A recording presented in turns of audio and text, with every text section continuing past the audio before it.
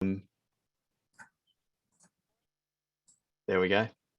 And so if you would prefer not to be captured, please keep your video off. And if you're having any tech issues at all during the session, or if you'd like us to activate a live transcript, then please pop that or anything else that you need in the chat. Great. So before we get started, we just wanted to take a moment to acknowledge that we're all joining from international Indigenous territories today. And on the screen here, you can see this lovely map of overlapping Indigenous territories and treaty territories in what is colonially known as settler colonial Canada, but is also referred to as Turtle Island by many Indigenous nations here. And so Adam and I are fortunate to be joining from Mi'kma'ki, which is the unceded ancestral and present homelands of the Ilnu or Mi'kmaq people. It's also Wabanaki Confederacy territory and is a territory governed by the Peace and Friendship Treaty. So we'd like to first take a moment to acknowledge the wisdoms of Indigenous peoples in working towards abundance and working towards community building. And those practices have been practiced since time immemorial. So we'd like to also acknowledge the responsibilities that we carry towards committing ourselves to decolonization, reconciliation, and to living in reciprocity. And I encourage all of us here today to reflect on what that means for us on the territories that we're all joining from as well. So I'll bring that down and back to you, Adam. Thanks, Jess. So because this is about a community building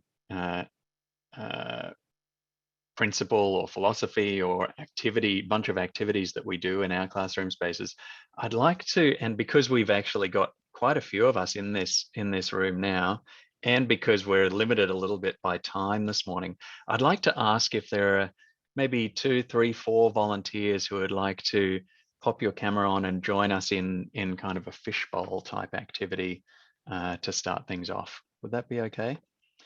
If you are comfortable to do that, if you could maybe pop your camera on, please, so you could join us in the fishbowl. I'm presuming Nicola and Michelle, you just popped your video on.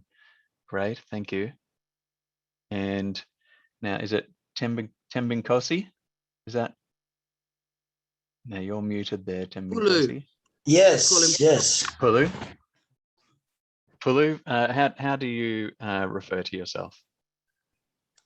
No, you can just refer to me as Pulu. If Tembinkosi, it's a very difficult name. The short one is Pulu. No worries at all. Thank you, Pulu. Yeah. And Elizabeth. Well, so thank you for Nicola, Michelle, Pulu, and Elizabeth. So what we're going to do is just the first piece of what Jess and I do in our classroom spaces, which is just a little go around where for this morning or for today, of course, maybe if you could just very quickly introduce yourself and where you're joining us from. And then we're going to each of us express something that we're grateful for and how we're feeling right now. So when you've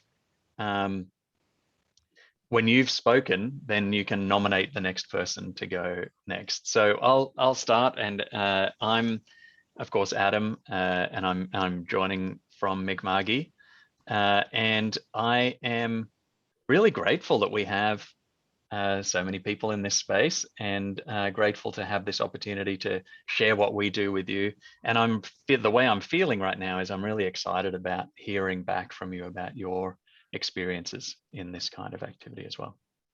So I'm going to pass it on to you, Elizabeth.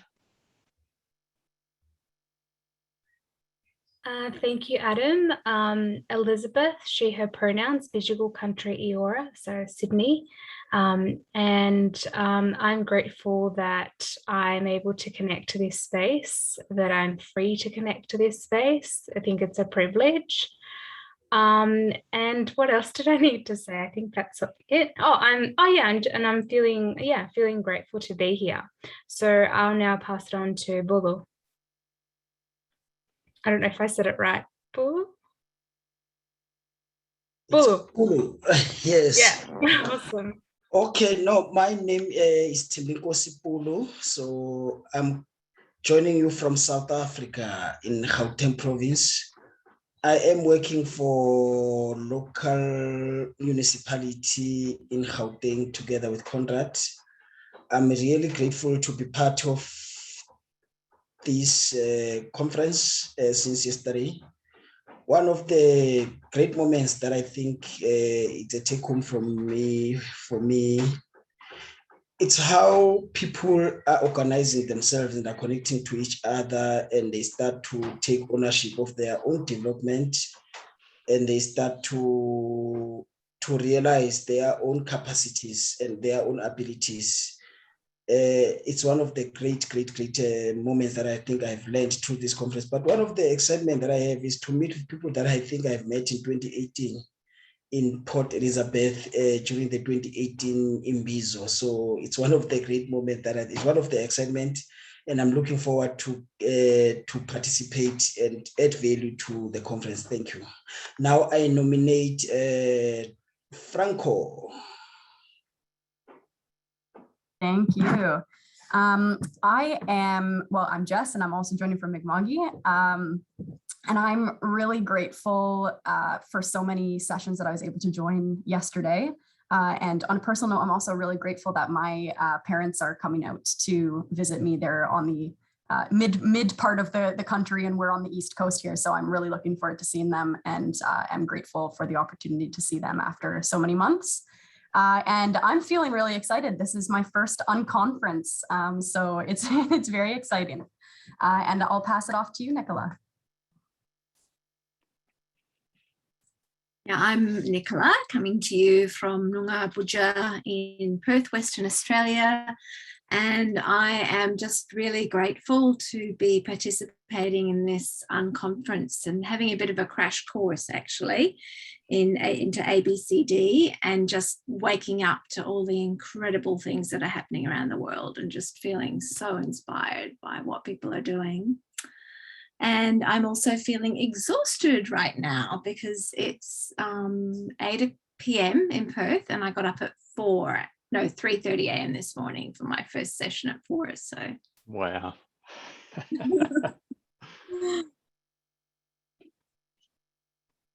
And who would you like to pass it off to, Nicola? We've got a choice of Michelle or Nicole.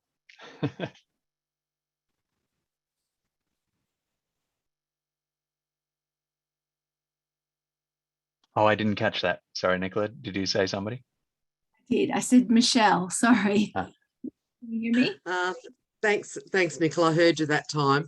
I was looking at Nicole going, did she say me or did she say you? So thank you. I'm Michelle Dunscombe, and I'm coming to you from the lands of the Tanarung people of the Kulin Nation here in Victoria. And it's been a long day for me too, Nicola, so forgive me if my words don't come out properly.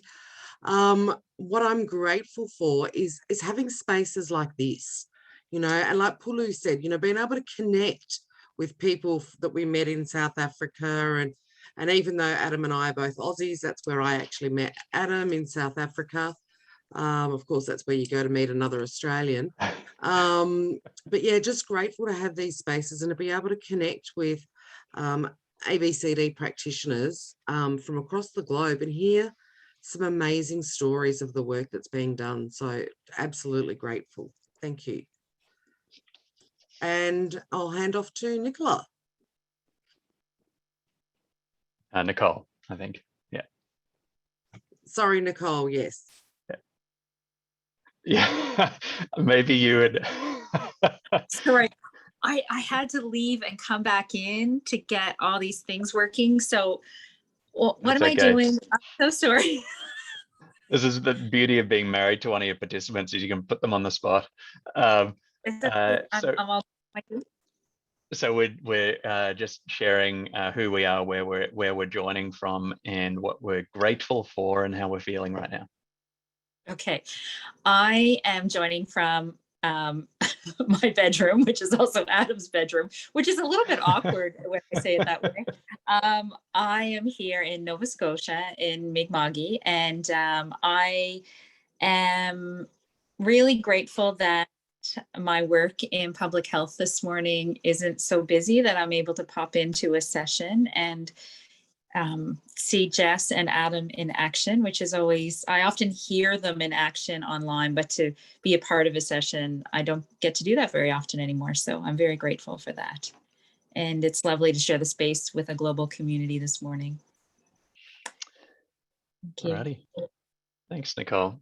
So, so what we just did was the first piece of what we would do when we're in the classroom, whether we're in a virtual classroom, as Jess and I have been, and as we've all been, of course, over the last year and a half, but as Jess and I have been quite recently, we would do this virtually, or when we're in a physical classroom, we would go around the room and share with each other every morning what we're grateful for and how we're feeling.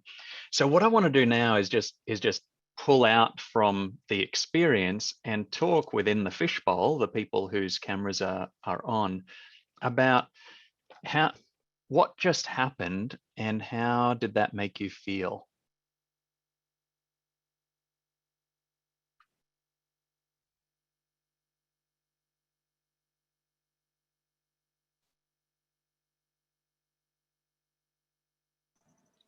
Sorry, I missed a bit because I popped in and out of the fishbowl. I sort of got lost at sea for a little moment there, but No worries, you're like Nemo. a little bit, yeah. That's okay. Maybe like Dory right now. Yeah, Dory, true. But just hearing the different accents and knowing that we're all over the world, there's an instant connection that feels really lovely this morning. Thanks, Nicole. Yeah, so it builds connection. Yeah, Michelle. Yeah, absolutely. Just to echo what Nicole says, you feel like, I already feel like I know Elizabeth better. And I mean, Nicola and I have connected, and I know Pulu, but Nicole, like just building that sense of connection, but also that welcoming space that, okay, I'm here amongst friends and happy to share. So yeah. I always love a good check-in. Yeah, thanks, Michelle. Absolutely.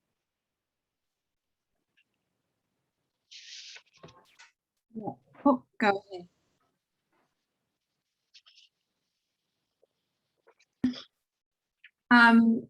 Yeah, have been reflecting today and just noticing it again now. Like, even though we're not together in a physical space, there's something about being live together that is completely different from watching a recording, which I would just find much less engaging. So there is something that happens, you know, it feels like there's some kind of transmission or something beyond the words that are said, images that are seen. And yeah, I'm just so grateful that we have this during pandemic and with all of this global separation through lack of travel and so on. Yeah, beautifully said, Nicola. I agree. Okay, well, thank you all for those reflections on what we've just done to start this session off. Jess. Great, thank you. And I'm just going to pop my screen up there. Can everyone see the PowerPoint? Perfect. There we go.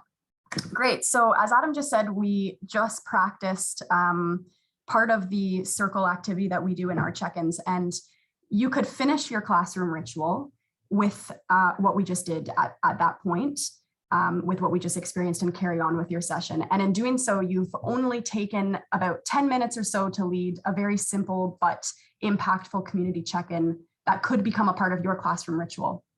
But in taking those 10 minutes at the beginning, you've already distinguished your learning space as somehow different from the norm, somehow special, and you've begun the process of differentiating your learning space as a container within which a sense of community can be developed. And some of you spoke to that in your reflections there, of feeling that connection among participants when you check in with each other.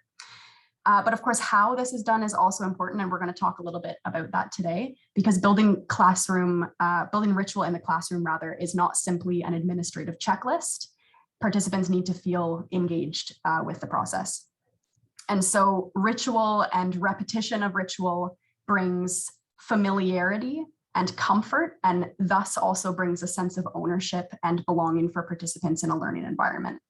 So just as some quick broad examples of ritual that might help to formalize this idea for you, you see many rituals, for example, in religious services, or perhaps you have a favorite sporting team that does a ritual prior to game day, something like that. So that's kind of a broad level what we mean by ritual, but at a more classroom level, what we mean between routine versus ritual is that routines are concrete, repetitive actions that help us to develop skills while creating continuity and order.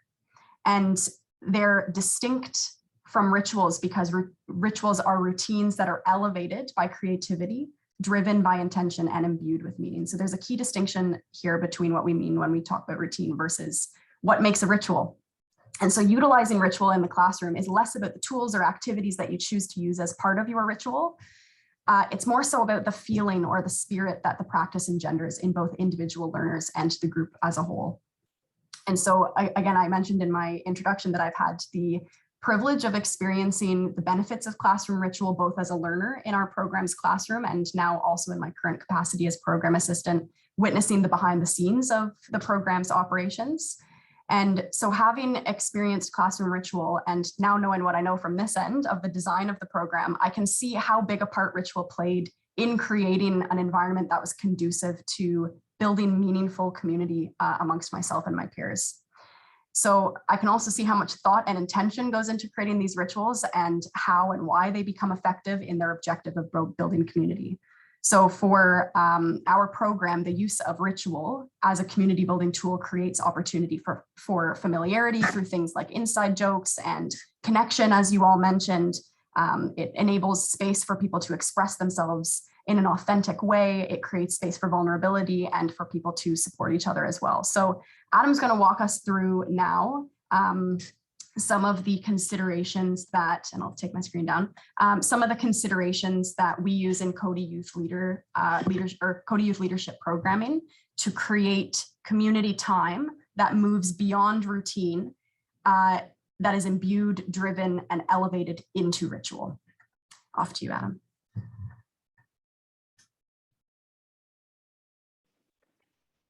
Thanks, Jess.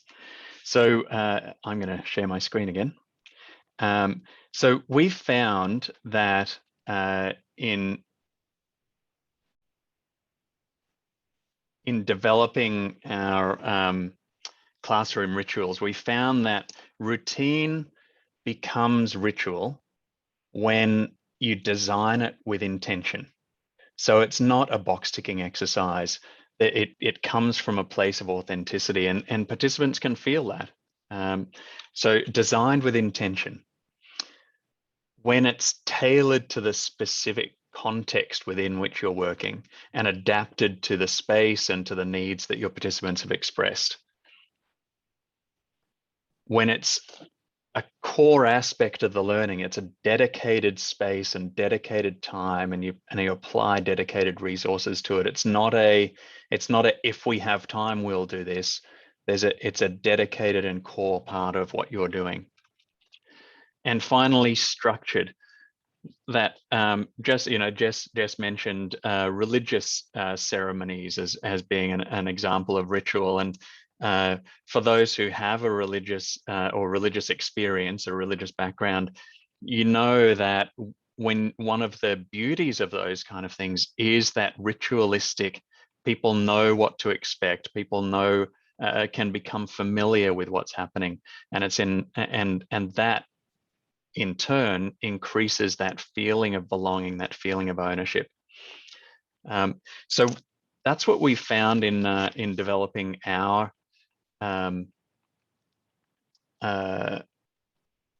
trying to end this slideshow while I'm speaking, trying to breathe and talk at the same time as well as do that. I can't do two things at once, let alone three. So that's what we found in developing our ritual and our community in our classroom. Jess is going to talk to us now about some examples that we've used in our classroom and that she's experienced prior to sort of coming this side of the thing. Thanks, Adam. Yeah, so and just to reiterate as well, our intention today is definitely not to provide you with a list of tools or activities that may or may not be successful in your classroom, but that have been successful in ours. Although out of these 3 examples I'm going to share, you are most welcome to use them and adapt them for your own purposes if you think that they would be helpful. But rather, we are just trying to make the case for the power of ritual in the classroom in achieving more meaningful connections, and also then to glean from your own wisdom of incorporating community building into your own learning space. So I'm going to share some pictures here. And I'm very excited to talk about this because I have experienced this as a participant. So the first example I wanted to share of some ritual that we've used in our classroom is the use of the circle. And you can see the circle, that's actually from our most recent classroom. We had fellows here with us last month. So in our circle, we check in every morning and every afternoon, and we also lean very heavily on the circle way. And I know I have my screen up, but I'll just bring the book up here. We lean very heavily on the circle way. What that means is that we have, for example, rotating community leadership teams who take turns leading that morning and afternoon check-in in circle. And that's, again, part of what we demonstrated this morning in that fishbowl. And in check-ins, we have a number of questions that we revisit every day that enable people to discuss challenges that they're facing. It provides opportunity, again, for that authenticity and vulnerability with each other.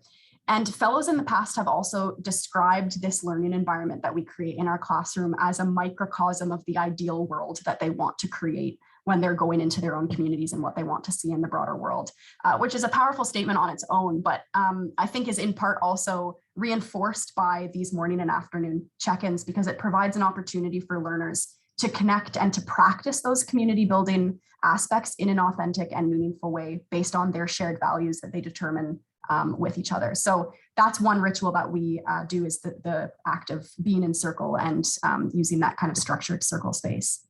The second example of a ritual that we use is called the Community Quilt, and that's the picture on the right, and that's a photo from my cohort's Community Quilt.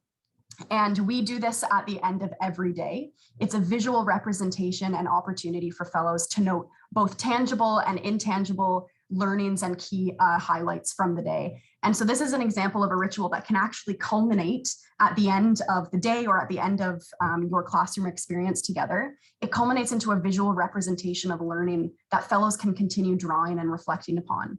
And so a lot of meaning is imbued. I was laughing this morning when we were looking at this picture, remembering why some of these visual representations are up there, because it captures a lot of the learning and the meaning of the learning from that space. And it creates a sense of togetherness. It tracks the collective learning that occurs over time. So learners become invested in each other's learning, they become invested in the space, and it provides yet another tactile reflective tool for people to foster safety and a safe space to express themselves in a vulnerable way. And so our third example that we wanted to share, among many others, and we're happy to share more if people are interested, is energizers, which you're probably all very familiar with. If this was a longer session, we'd do one with you. But beyond their practical value in increasing participants' energy ahead of and during kind of sessions or in the classroom, energizers provide a really great opportunity to break down the formality of a space sufficiently so that people can build rapport with each other. They can build familiarity. They can build trust with each other through something that's a little more fun. It injects a little bit of silliness into the space.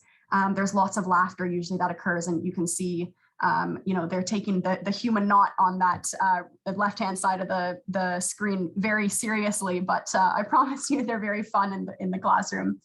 And so these are also led by the rotating leadership teams. And so it also provides a space for learners to, again, claim ownership over that space and take a pulse on the group, start to learn what each other needs and what is appropriate to provide in terms of an energizer. And then it also helps to create kind of shared experience and bonds beyond the content that you're learning in the classroom.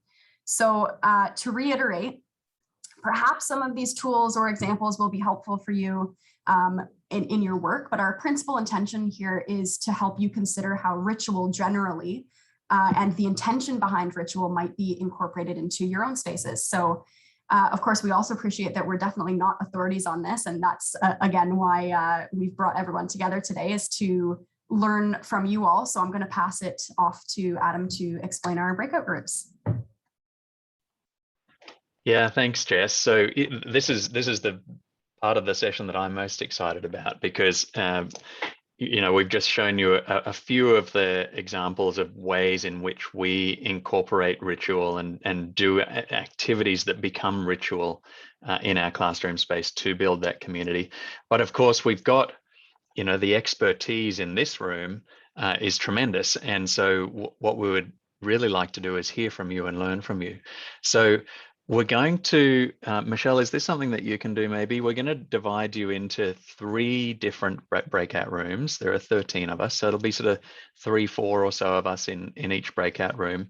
And we're going to ask a couple of questions. First question is, what is your experience using ritual and or building community in a learning space? And then the second question is there opportunity for you to build community with and amongst the learners in your work? So what's your experience having done this? And what are the opportunities to do this?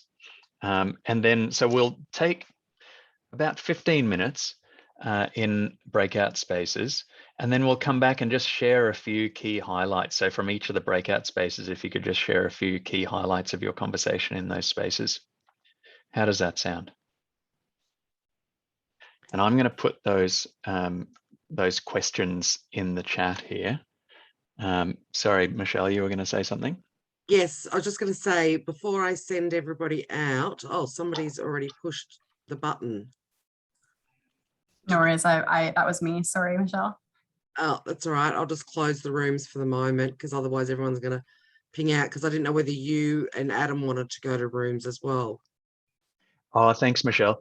Can we sort of float between rooms? Yeah.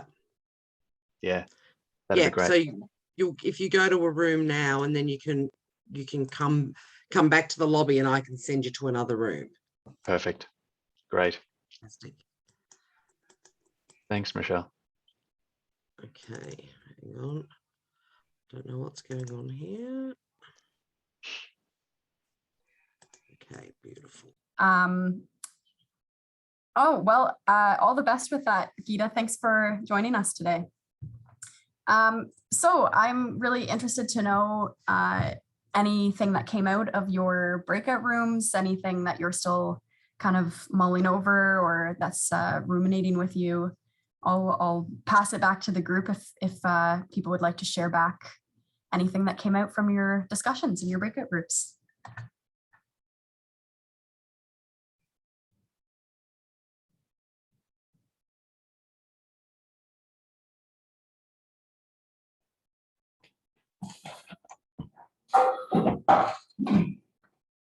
For my case, it was interesting listening to Jen share her different experiences of how she's been able to do ritual. So I learned something new. Yes.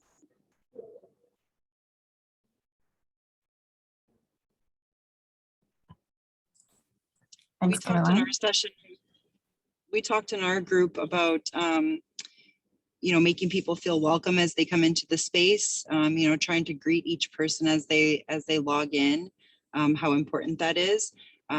Difficult if you have a really large group, but if you have a co-facilitator or maybe even designating another learner to help greet people as they come in, I think that helps make them feel connected as well. That was a suggestion from one of our group members. And I've also talked a little bit about utilizing circle process within the space. It's difficult to do in a digital space, but using those practices of, everyone has equal voice and taking turns and being respectful of one another's time to speak. So yeah, I thought it was a really good conversation. That's amazing. Thanks so much for sharing that, Krista. I think that brings out an important point as well, which was some of the reflection that came out from the fishbowl, is that, again, as Adam said, lots of this has to be tailored and specific to your context. And of course, we're all still predominantly on an online world. And so drawing out these kind of principles and applying them in an online space can also be done. And we did a lot of online work with our program this year as well. So thanks for sharing those ideas of how to use ritual virtually as well, because I think probably the challenge is doing it virtually and making it meaningful and creating those meaningful connections virtually. It's a lot easier to do that in person. Anyone else want to speak to what you spoke about in your breakouts? So I was with Pulu, and he described to me one of the rituals that he has used with using a quilt to represent a garden when they're learning about the different kinds of seeds and vegetables and how to manage them in a small space. And then I spoke a little bit about my experience in kind of grassroots community arts with storytelling and ritual, and quite wild ritual. We had did a bit of training in ritual leadership with Randy Jones, a Canadian chap, and incorporated that into a 9-month storyteller development program that a friend and I designed.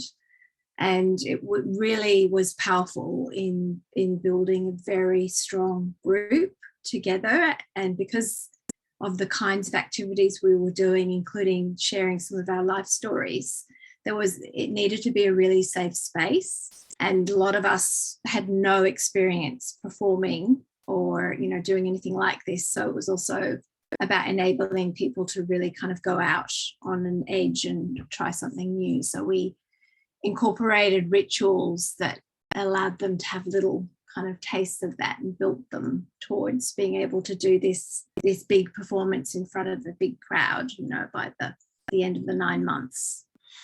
And then my workspace, we have a lot of check-in, check-out kind of circle processes, and that's really wonderful. It's the first time I've worked in an organization that does that, and where it feels really safe to be vulnerable and authentic. And I just feel so blessed. I've never experienced that in my life in work, especially in a big organization. It's just a whole other thing to be able to bring your whole self to work. Yeah, that's amazing, Nicola. And it's cool as well that it seems like the logical place to add ritual is at the beginning and end. And something that you spoke of in our breakout room as well is this idea of spontaneous ritual and really grabbing on to what it is that the group is gravitating towards, which also, again, as you said in the breakout room, the meaning has to be constant. And if it loses the meaning, then it feels like an empty practice that then falls back into routine. And so in order for it to be ritual, it has to constantly have that meaning and constantly be engaging for participants. And so that balance between making a space constant and somewhat repetitive to make sure that the structure is there while balancing it against spontaneity and tailoring it to the needs of the participants is kind of the fine line and the balance it sounds like that you're doing in your work. So thank you so much for sharing all of that. We have a couple minutes left to discuss if anyone would like to add in some further thoughts or final thoughts there.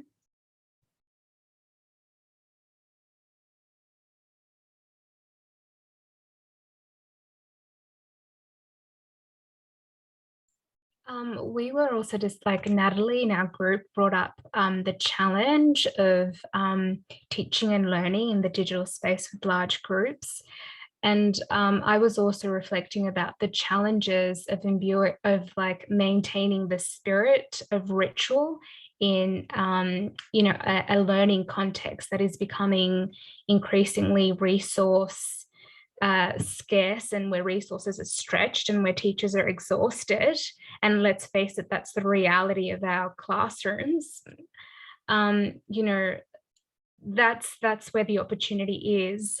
But also that's where the opportunity can die at the same time. And so how do we as educators sort of energize ourselves so that we are always, you know, prepared and ready to facilitate and give ritual. I don't know if that makes sense, because it is such a challenge in digital spaces.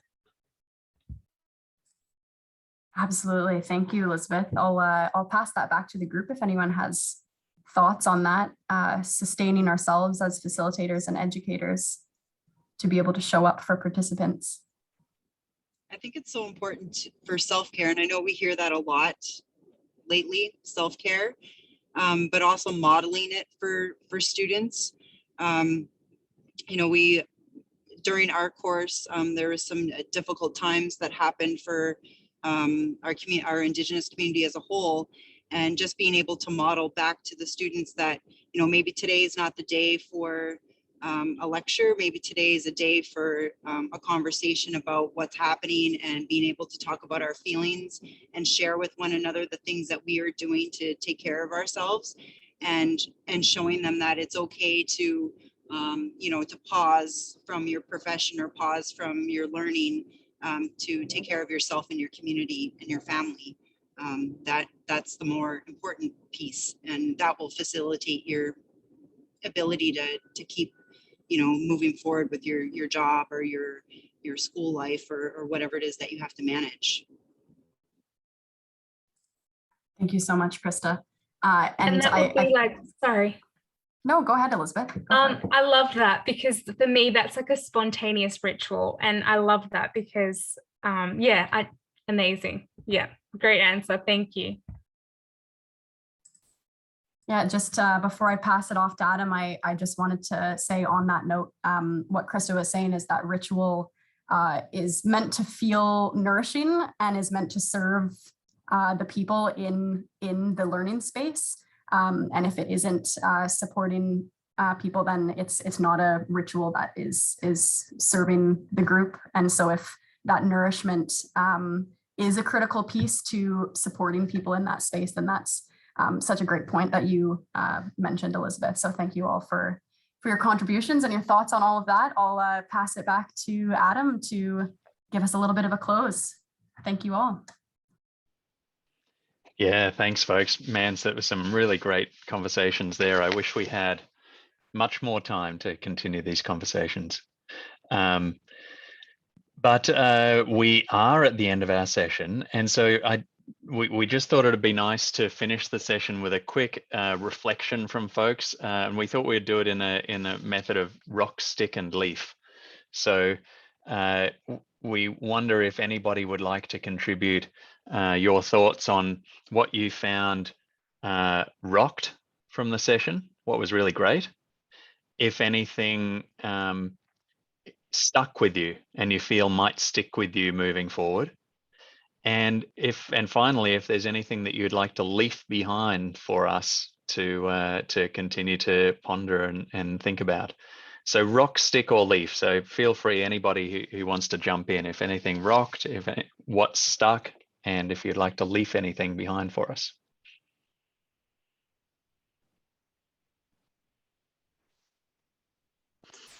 I'll go. What rocked for me was the quilt.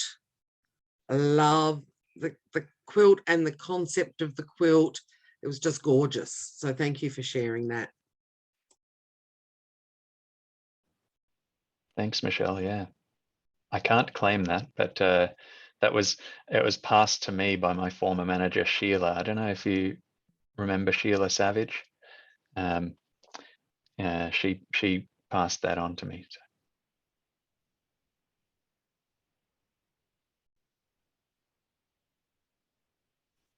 Just one of those or all three?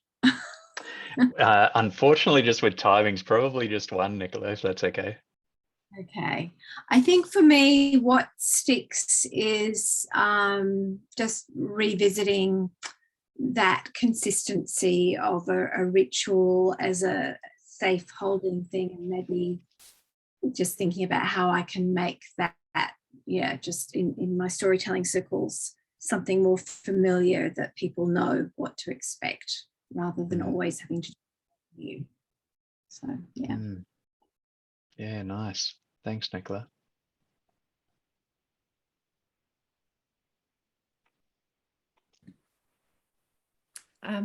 For me, I think it might be about having an intention to make something a ritual rather than doing things because it feels the right thing to do, but actually being much more intentional about how can this thing that feels right for this group turn into a ritual as opposed to be just something that we make happen. Yeah, great. Thank you, Jen. Well, I have so appreciated sharing this space with you all for the last hour or so. So thank you all very much. And it is now, we're now 1 minute over. So before I think Michelle, we need to take a group shot, don't we?